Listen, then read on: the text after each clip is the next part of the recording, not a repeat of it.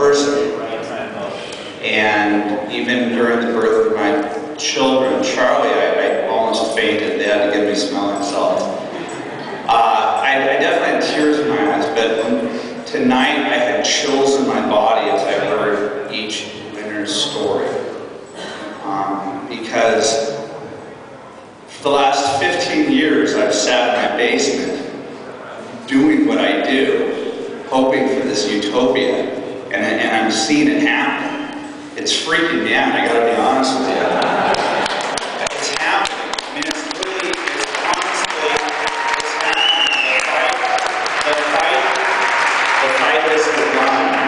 I promise you, the fight has begun. The fight has begun. It should have started 50 years ago.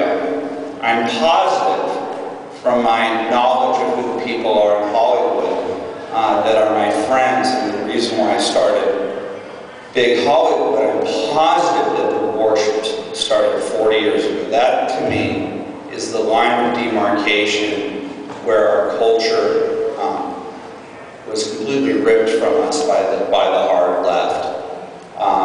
You look at McGovern losing the presidency, and that, I mean, I'm sure there's an academic that's going to take me aside and tell me I'm wrong about this theory, but it's going to sound good right now, I promise you.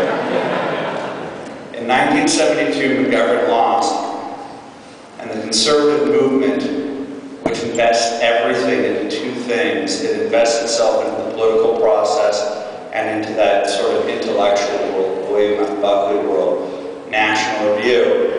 They invested all of their efforts into the political and into the intellectual, while the left completely took the culture.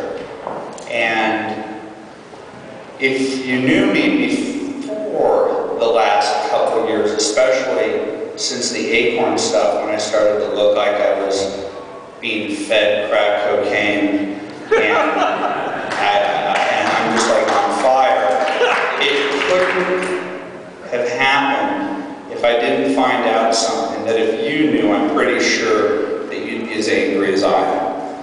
I live in Los Angeles. I wrote a book in 2004 with a guy by the name of Mark Ebner called Hollywood Interrupted. And the idea for the book was born of a post-9/11 rage that the Hollywood class was AWOL, while the rest of the country was unifying, and his eyes were averted from People magazine for a brief moment in time.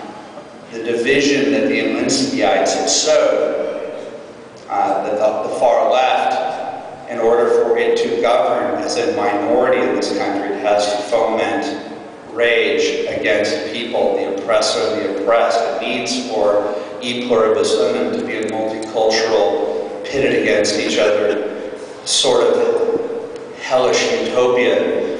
And after 9/11, it's like, wait a second, why is there an anti-war movement outside of my house, literally outside of my house? I live at the Federal Building in Westwood. And why is there so much racism there? Why is there so much rage against Jews? I was borderline naive. I kind of knew it, but I didn't understand what was at stake here. That the order that the left had created had been attacked on 9/11, because that 40 years, that 30 plus years that they had fomented the rage within the American community, we said, screw that, we're Americans and we're Americans first. When I saw the dissent that is in fact not patriotic in front of my house, that was anti-Semitic, that was being led by International Answer, a pro-Stalinist organization, and I saw that Jessica Lange and Jane Fonda and even their children lent their names and their voice to a pro-Stalinist group's support of the anti-war movement well before the Iraq War, I thought to myself, holy crap, the left has suffered a wound and it's desperately trying to reclaim the division. It's trying to figure out we do? And I saw that, weirdly enough, Hollywood was the first place that had the guts, if you want to call it that, within the realm of the political left. I mean, I don't know if you remember after 9/11, Bush's speech to Congress, Hillary Clinton standing there, just like really angry. You could tell that the person who wrote a 78-page essay at Wellesley for her senior thesis on Saul Alinsky was upset that the country was unified. And she's like, what are we going to do? What are we going to do? What are we going to do? But the Hollywood people don't live in a faux bipartisan land like DC. They live in a totalitarian society, and I've lived there my entire life, so if anyone wants to tell me it's not, I'll introduce you to about 1,500 people who will tell you otherwise. So when I saw that the Hollywood crowd was the first to insert itself and say, hey, some for narcissistic needs, hey, I want to be on the cover of a magazine, look at me, I'm in rehab, look at me, I've got sex problems. You know, stop paying attention to the military and the sacrifices that they're making. Look at me, I'm a narcissist. I was so angry, you have no idea. And so I wrote this book with Mark, with the same type of fervor that you see tonight, the same type of fervor you see when I fight. And this was before the Iraq War. I wrote it before the Iraq War. For anyone that tells me that Hollywood and the left was with the country up to the point that Iraq happened, they're liars.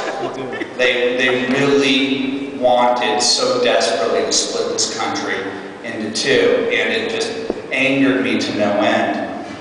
And so I wrote the book, and I just started to do the media thing, and I started to feel bizarrely empty about the process of going on television and going on radio and attacking the other side. I mean, it was fun at the beginning to attack Sean Penn. It really was. It was fun to wake up at 4 o'clock in the morning.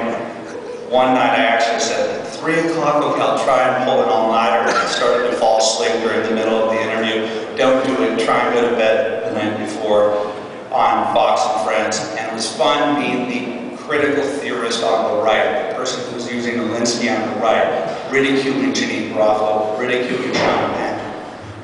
But something clicked in me that recognized that while critical theory and Alinsky is fun and effective, trust me, use it against the left, you have to have an answer to the solution to the problems in our society.